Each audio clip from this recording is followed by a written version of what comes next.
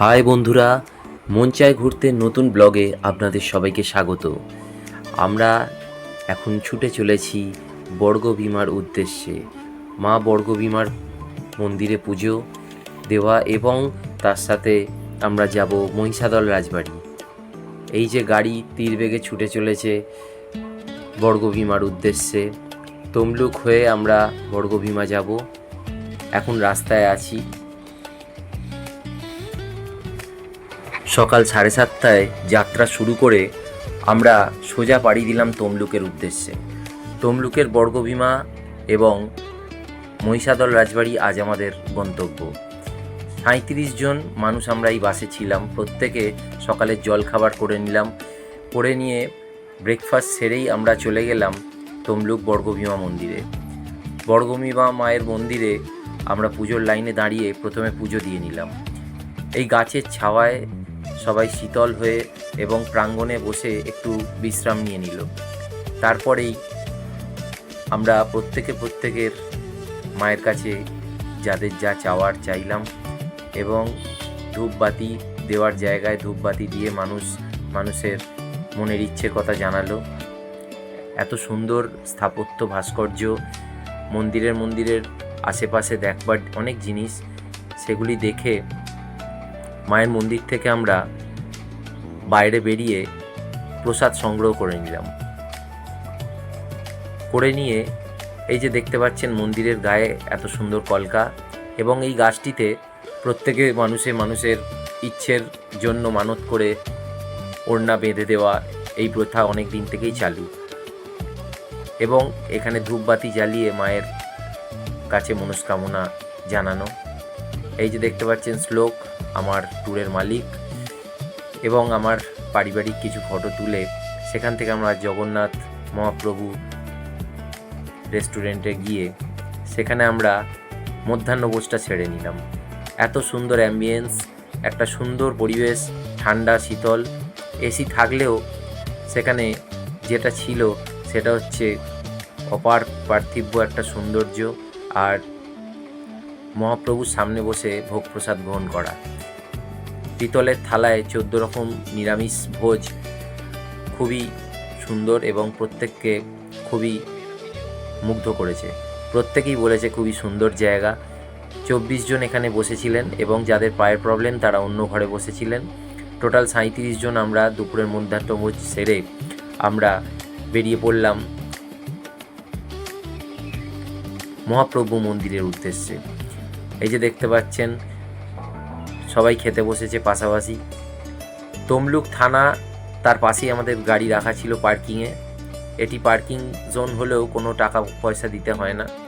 সামনেই রাজবাড়ি, তমলুক রাজবাড়ি একদমই ভেঙে গেছে, যেহেতু যতটুকু এর অবশিষ্ট আছে মানুষজন সেটি দেখতেও পছন্দ করে, কিন্তু এতটাই ভগ্ন এবং প্রচণ্ড পরিমাণে ভেঙে যাওয়ার কারণে এটি দুর্ঘটনার কারণও হতে পারে। সেই কারণে মানুষজন সামনে যেতে পারে না, সেটিকে বন্ধ করে দেওয়া হয়েছে জনসাধারণের জন্য। আমরা তাও ঢুকলাম, যেহেতু তমলুক রাজবাড়ি দেখতে তো হবে। তমলুক রাজবাড়িটি দেখে সামনে থেকে কিছুটা দেখে নিয়ে আমরা পিছন দিয়ে রাজবাড়ির পিছন দিয়ে প্রবেশ করার চেষ্টা করলাম, কিন্তু এতটাই ভেঙে যাওয়ার কারণে সেখানে মানুষজনের যাওয়ার বিপজ্জনক। তার জন্য আমরা সেখান থেকে রওনা দিলাম মহিষাদল রাজবাড়ি।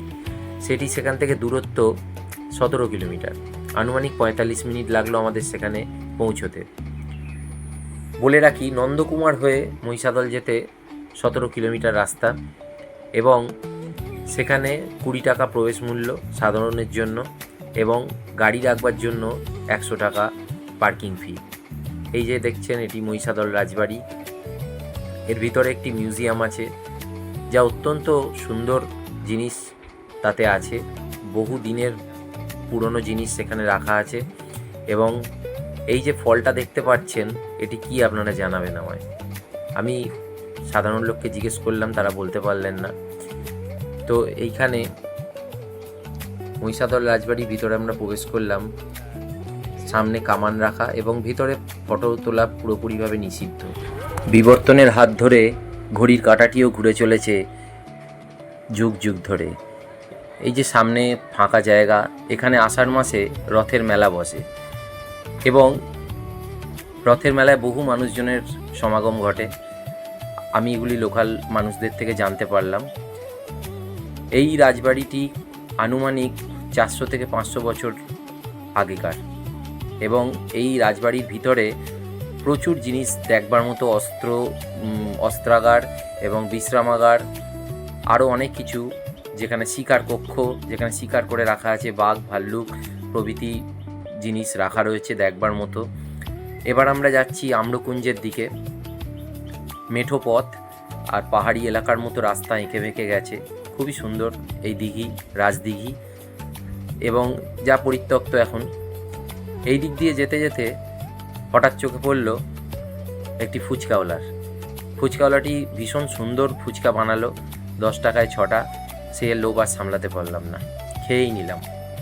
এবং তারপরেই আমরা খেলাম জীবন ঠান্ডা, যেটি বানালো একটি লোক, আমাদের বলল যে জীবনকে ঠান্ডা করে দেবে।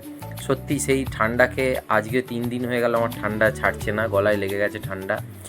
তো জিনিসটি খুবই সুন্দর খেতে, বরফ দিয়ে করা, এবং সেটাও টেস্ট করা হয়ে গেল। এরপর আমরা আস্তে আস্তে এগিয়ে গেলাম পুরনো রাজবাড়ির দিকে। পুরনো রাজবাড়ি যেতেই আম্রকুঞ্জ পড়ে, বিভিন্ন ধরনের আম সেখানে হয়ে আছে, একটি দিঘি সাইডে। আর যাওয়ার পথে দেখা যাবে আনাচে কানাচে প্রচুর আম হয়ে রয়েছে, যা দেখতে ভীষণ সুন্দর লাগবে। এবং এরপর আমরা চলে যাব গোপালজিউ মন্দির, যেটি জমিদার বাড়িরই একটি অংশ। গোপালজিউ মন্দির, তার বাইরে কোথাও আমরা দেখতে পাইনি যে জুতো পরে প্রবেশ নিষিদ্ধ। আমরা ঢুকে পড়েছি, কিন্তু ভিতরের একটি লোক এসে এমনভাবে বলল যে আপনাদের বাইরে দেখতে পাননি। সত্যি আমরা দেখতে পাইনি, জুতো পরে প্রবেশ নিষিদ্ধ এটা লেখা কোথাও আছে। তো এরকম একটু ঠান্ডা খেয়ে গলাটা ঠান্ডা করে নিলাম, যেহেতু একটু গরম ছিল। তবে ওয়েদারটা আমাদের সাথে ভালোই মিলে গেছিলো, মেঘলা মেঘলা ওয়েদার ছিল।